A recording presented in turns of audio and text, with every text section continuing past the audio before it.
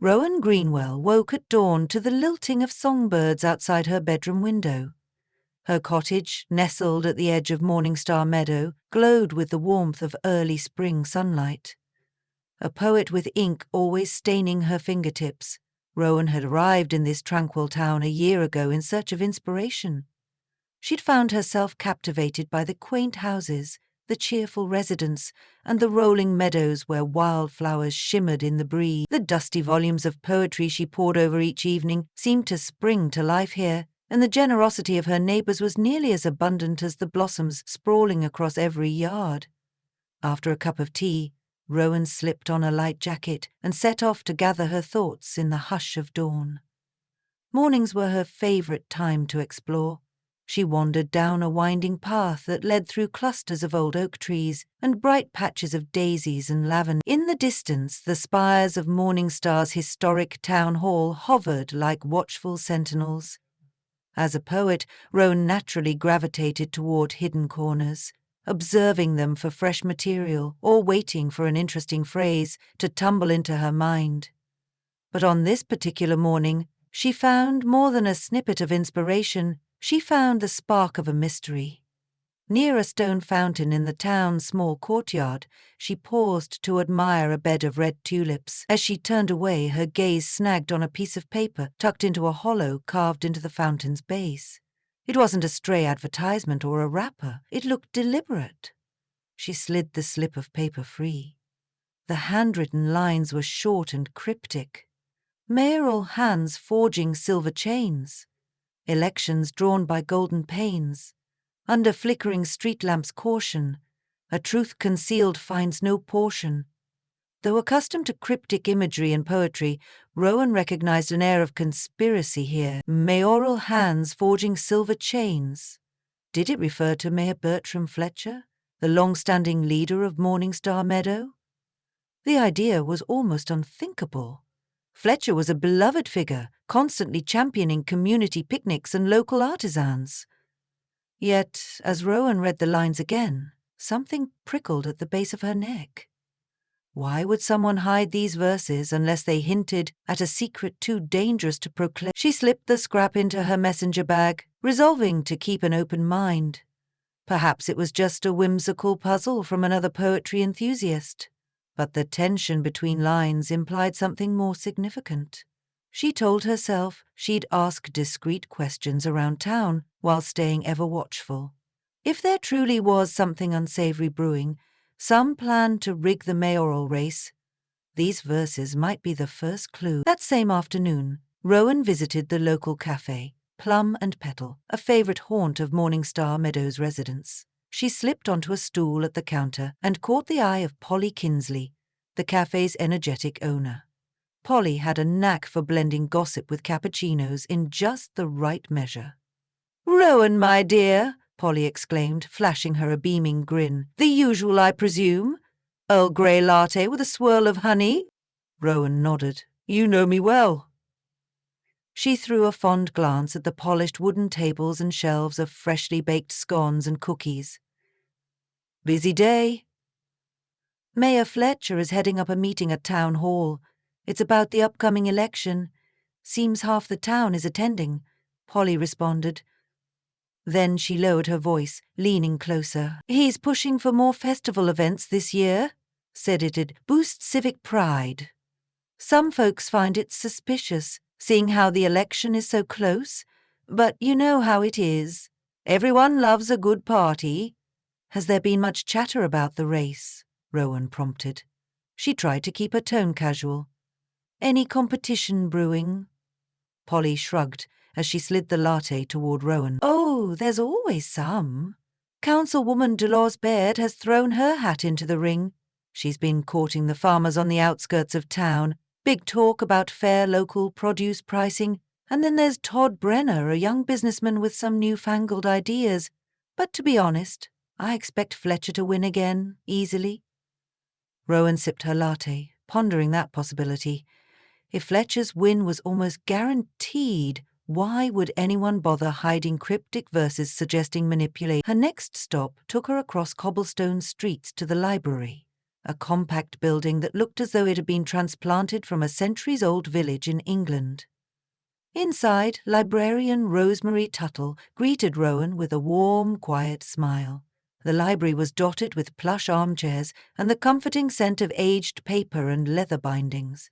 Rowan asked if there were any new acquisitions in the poetry section, hoping for a chance to study the style of verse she'd found. Rosemary guided her to a small table, where she'd arranged a handful of slim volumes. Rowan picked one up, a collection of local poems, while her mind traced the last stanza of that puzzling discovery. As she flipped through the pages, a slip of paper fluttered to the floor.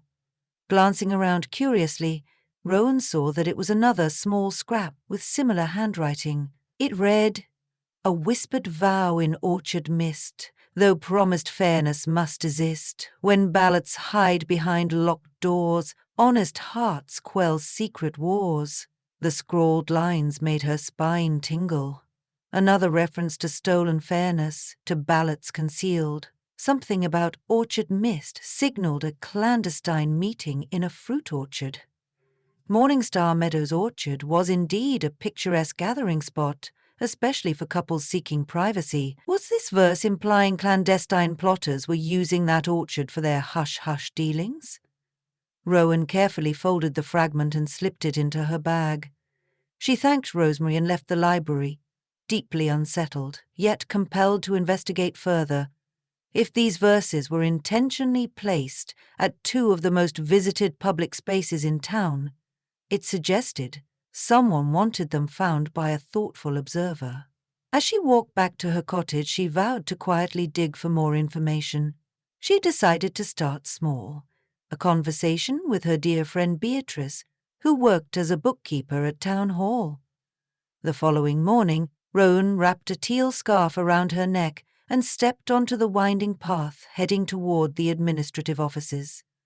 The stone structure housed various departments, including finance. Beatrice's territory. Upon reaching the correct corridor, Rowan found Beatrice hunched over a desk, stacks of ledgers around her. Beatrice had frizzy brown curls and a ready smile. "Rowan, always lovely to see you," Beatrice chirped, momentarily setting aside her accounts. "What brings you here so early?" "Just curious about the upcoming election," Rowan replied. "I was hoping you might share any gossip strictly off the record." She gave a teasing grin, though her stomach churned with real anticipation. Beatrice's smile faltered. She glanced at the door behind Rowan, as though worried about being overheard. "I've been noticing oddities in some budget allocations recently," she admitted softly, tapping her pen against the ledger. "Funds earmarked for community improvements keep disappearing and reappearing under different headings. It's as if someone is funneling money around." "How could that connect to the mayoral race?" Rowan asked. Beatrice shrugged helplessly.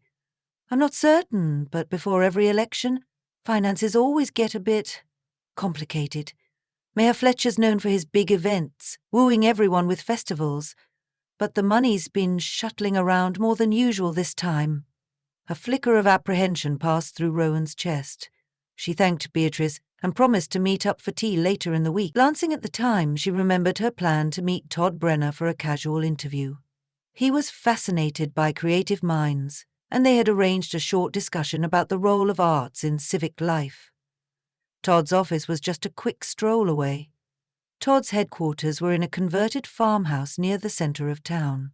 Outside, a campaign sign displayed an enthusiastic portrait of Todd, the slope of his grin reflecting youthful energy. Inside, the walls were lined with flyers, declaring slogans like "Transparency for All" and "A Bright Future, Hand in Hand."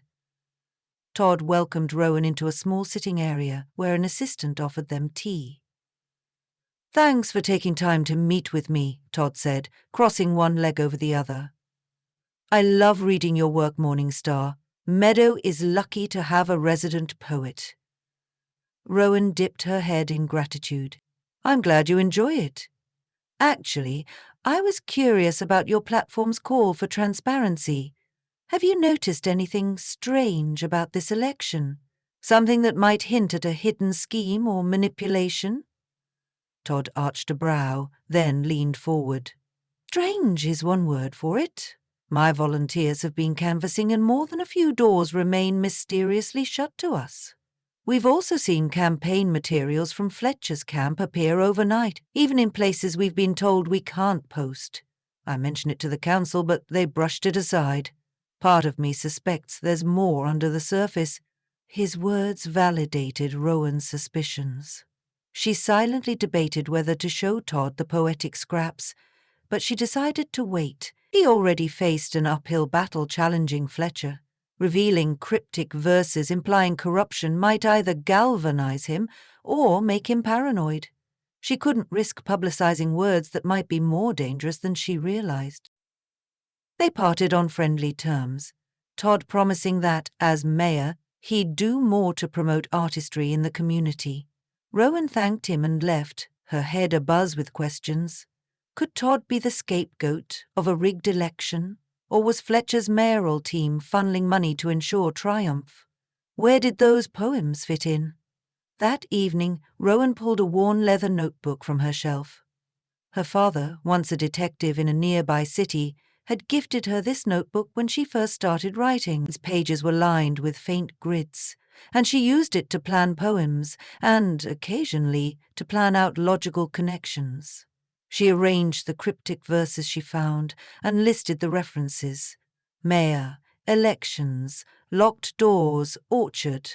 Then she drew lines between them, adding notes about missing funds and suspicious campaign tactics.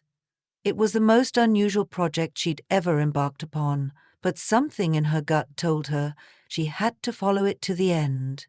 Night fell softly over Morningstar Meadow, bringing the gentle hush that always seemed to cradle this community in safety.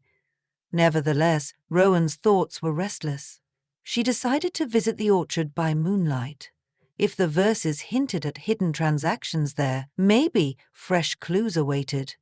The orchard's entrance was marked by a simple wooden arch draped with ivy. In the moonlit silhouette, row upon row of fruit trees spread out, their branches whispering in the breeze. Armed with a small flashlight, Rowan crept among the dark trunks. Here and there she disturbed a resting bird or startled a fox that darted across her path. After 20 minutes of quiet searching, she almost gave up. But then her flashlight beam fell upon a slip of paper pinned to a low-hanging branch. Carefully, she retrieved it. Deep beneath the orchard bough, a chest of secrets cracks open now. Elected guardians turning truant, while hush money flows so fluent, Rowan's pulse thundered in her ears. The orchard was indeed a drop point, not for literal chests but for messages. She shone her light around once more, and spotted scuffed earth near the trunk of an especially gnarled apple tree. It looked recently disturbed. She knelt and probed the dirt carefully but found no hidden container. Was she too late? Fat raindrops began to pelt the tufts of grass, and Rowan decided to retreat for the night, hugging the poem close. Tomorrow she might slip into the orchard during daylight or bring a shovel, although the thought of literally digging for a conspiracy felt daunting. It was a step beyond her comfort zone, but curiosity and a hunger for truth burned in her chest. When Rowan returned home, she draped her jacket to dry, changed into her pajamas, and sat by the fireplace, rereading the orchard verse. If hush money was indeed flowing, someone might be financing the rigging of ballots or paying off critical voices. She thought about Todd's suppressed campaign presence and Dolores Baird's rumored second thoughts about running for office. This might all connect. Early the following morning, Rowan took her notebook and poems to her friend Indira, the best puzzle solver she knew. Indira ran an antique shop on Lilac Street with shelves full of vintage teapots, embroidered linens, and brass instruments. From floor to ceiling the shop glittered with bygone finery. Indira greeted Rowan happily. After Rowan explained the cryptic verses, Indira's eyes widened. "So we're dealing with coded warnings," she said. "Some part of me wants to believe it's an elaborate prank, but you're describing real evidence. The orchard? The suspicious finances?" They spread the verses on Indira's marble counter.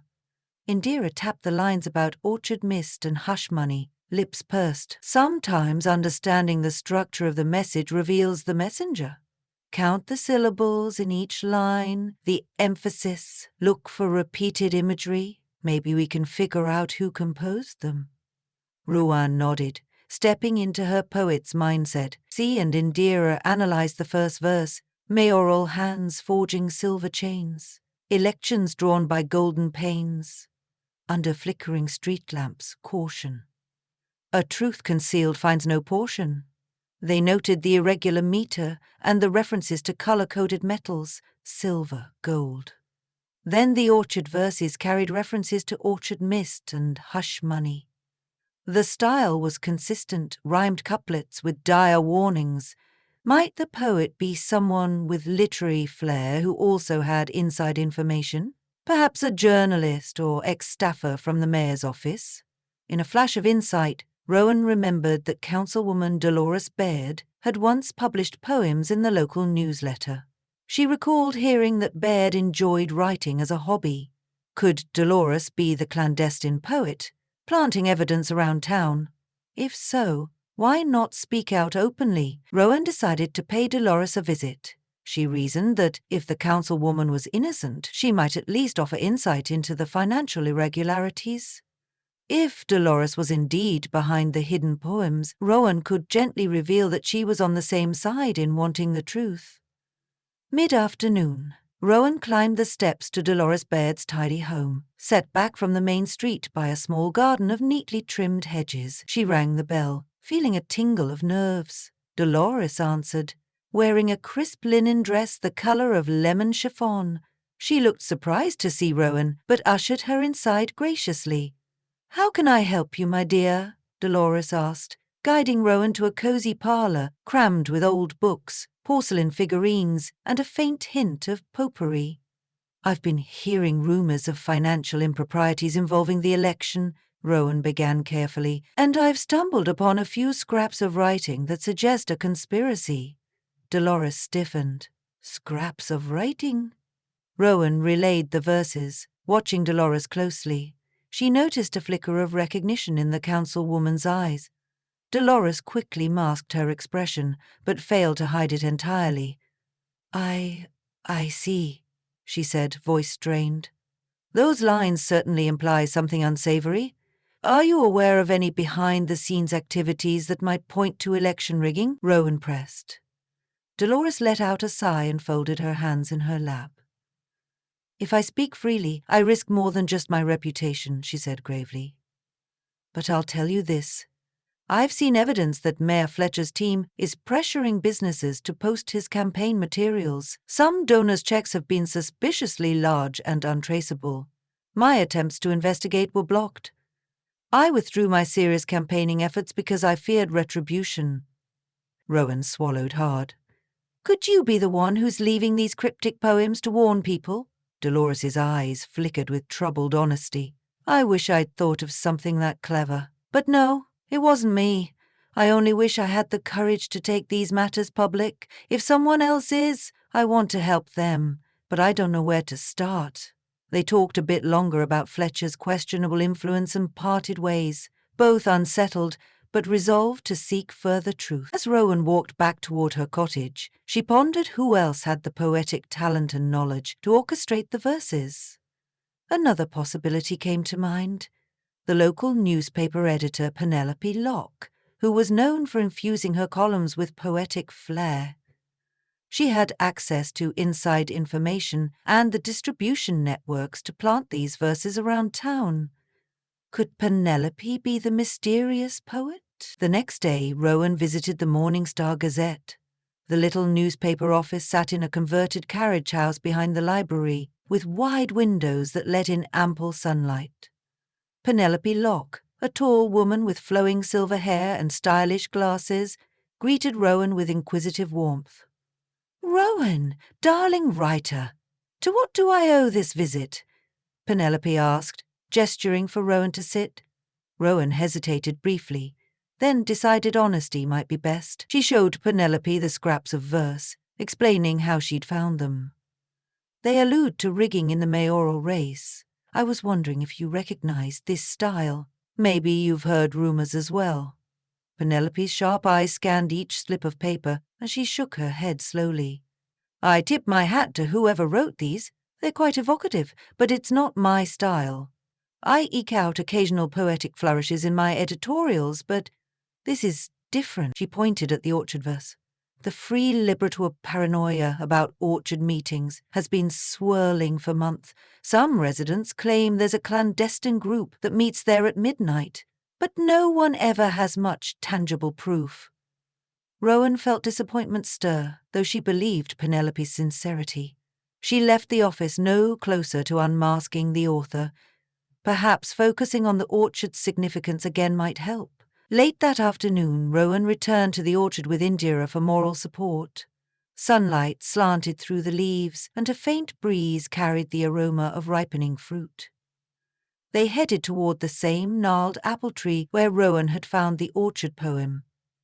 With a small garden trowel, they dug carefully around the disturbed patch of soil. After removing only a few inches of earth, they discovered a waterproof plastic container. Exchanging a tense glance, they opened it. Inside, they found a folded sheet of paper covered in more cryptic lines. This time, they held what seemed to be a final call to action. "Chart a path to break the chain. Expose the cheetah's hush campaign. Only fearless hearts can rend this veil before the ballots all turn stale." Alongside it was a stack of documents, spreadsheets, emails, and what appeared to be receipts for large sums of cash used for obscure voter outreach events. The name Fletcher for Mayor Fund was listed repeatedly, with payments traced to an unnamed corporate entity. The hush money was real, paper trails bulky and damning. Rowan's heart pounded. India's eyes were wide with alarm. "This is undeniable proof, but who left it here?" A rustle came from behind them. Rowan whirled to see a figure stepping cautiously between the orchard trees. Her breath caught. She recognized them immediately. It was Lucy Hathaway, the quiet volunteer from the local historical society. Lucy was famous in town for her meticulous note-taking and seemingly endless curiosity about local affairs. Now she stood with hands raised in a gesture of peace. "Please, don't panic," Lucy whispered. "I wrote those poems, left these clues. I didn't know how else to warn townspeople without exposing myself." Rowan and Indira relaxed only slightly.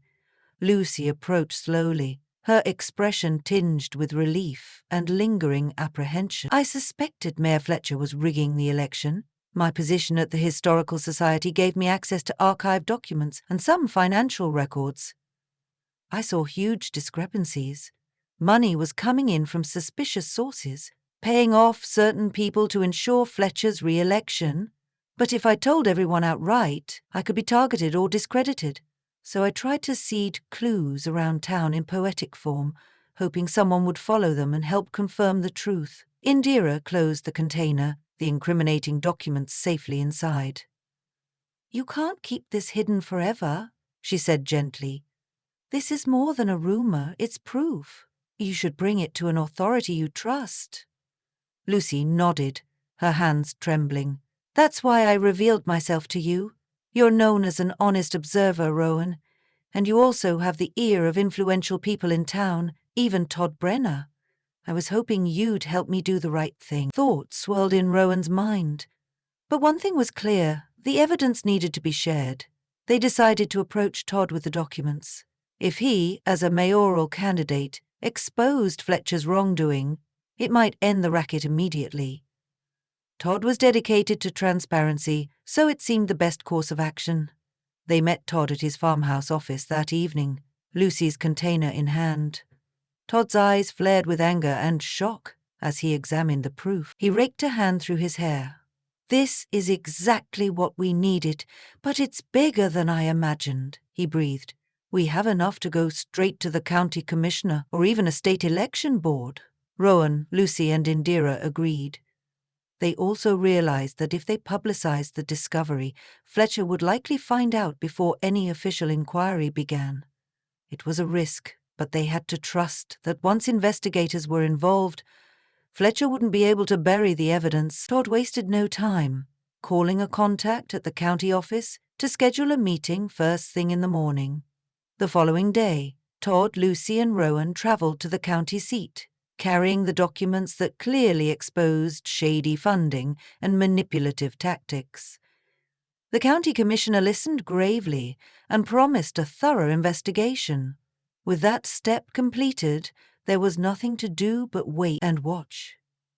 Back in Morningstar Meadow, rumours kicked up dust as people noticed Fletcher pacing about town hall with frantic impatience, ignoring residents and barking at his staff. One warm evening a week later, a special city council meeting was convened. The county commissioner arrived in person, carrying the final results of her investigation. Fletcher had, indeed, stolen from community funds. He'd accepted hush money to keep certain issues quiet and funneled campaign contributions from unsavory sources. Armed with facts, the commissioner declared the mayor's re-election bid invalid. A tense hush fell. The council members looked around the chamber in shock. The citizens gathered scrunched together, wide-eyed. Mayor Fletcher, flustered and red-eyed, tried to defend himself with stammered denials, but the official documents spoke more truthfully than any excuses. Without delay, Fletcher stepped down from office and was taken into custody. An emergency election would be scheduled, giving Todd and any other candidates a fair shot. Standing near the back of the gallery, Rowan breathed relief. She spotted Lucy nearby. Lucy laid a hand on the younger woman's arm. "We did it," she whispered, voice thick with empathy. "You were brave to plant those poems. You gave the town a chance to save itself." Lucy blinked away tears. "Thank you for listening. I was afraid no one would pay attention, or they'd think it was just some silly scavenger hunt." Rowan smiled. "Never doubt the power of poetry. It can speak truths louder than 1,000 speeches." In the weeks that followed, Morningstar Meadow buzzed with renewed hope. Todd continued his campaign with genuine integrity, confident that this time the race would be transparent and fair. Dolores Baird joined forces with him, contributing her ideas on community improvement. Inspiration flashed through every corner of town, from the cafe's chalkboard menus to the library's new book clubs. Whenever Rowan passed the orchard, she couldn't help but recall that moonlit moment of discovery, the thrill of solving a puzzle laced with verse and hidden documents. She found herself writing about the hush of leaves and the courage it took for one determined citizen to speak out. Her newest poems blossomed with subtle references to orchard boughs and the unstoppable flight of truth. And so, the cozy calm of Morningstar Meadow restored itself, neither shattered nor entirely the same.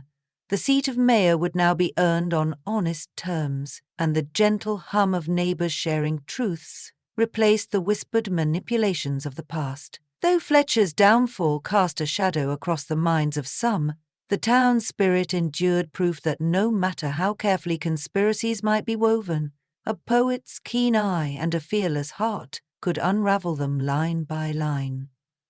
Morningstar Meadow's horizon filled with the promise of spring and regeneration, and Rowan basked in the warmth of that hope.